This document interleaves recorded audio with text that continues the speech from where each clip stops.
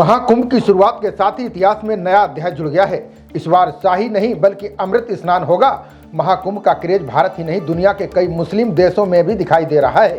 Pakistan, Qatar, United Arab अमीरात और Bahrain सहित अन्य देशों में महाकुंभ से संबंधित जानकारियां जुटाई जा रही हैं। अगर आप भी महाकुंभ में जा रहे हैं तो ये वीडियो बेहद काम का है। ये जान लेना जरूरी है कि इस बार मेले में क्या खास होगा, साथ ही प्रयागराज से लौटते समय किन किन स्टेशनों से रिटर्न ट्रेनें मिलेंगी। उत्तर प्रदेश के प्रयागराज में महाकुंभ का आगाज हो गया है। इस बार महाकुंभ 13 जनवरी से शुरू होकर 26 फरवरी तक चलेगा। महाकुंभ 2025 में एक्स हैंडल पर साझा किए गए पोस्ट में महाकुंभ क्षेत्र की पूरी जानकारी मैप के जरिए बताई गई है। संगम नगरी में लगने वाले कुंभ मेले को 5 जोन में बांटा गया है, जिसमें झूसी, तेलियरगंज, संगम, परेड ग्राउंड और अरेल शामिल हैं। इन सेक्टरों को जोड़ने के लिए पुल भी हैं, जिनकी संख्या 13 है। साथ ही मैप में मुख्य मार्गों की जानकारी दी गई है। कौन सा रास्ता कहां से कहां जा रहा है और किस रास्ते पर कौन सा धार्मिक स्थल होगा। ना भूतो ना भविष्यति की तर्ज पर त्रिवेणी संगम सनातन के इतिहास में दर्ज हो गया है।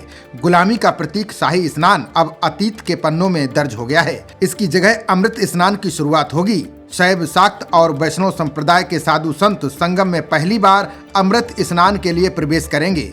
महाकुंभ में देश ही नहीं दुनिया भर के साधु संत और श्रद्धालु 5 अमृत स्नान कर पाएंगे।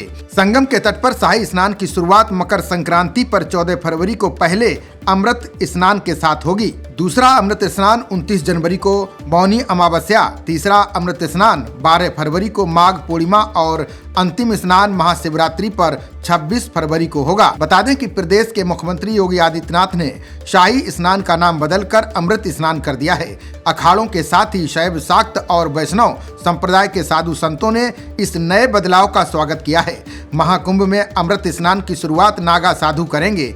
सदियों से महाकुंभ में सबसे पहले नागा साधु ही शाही स्नान आरंभ करते थे।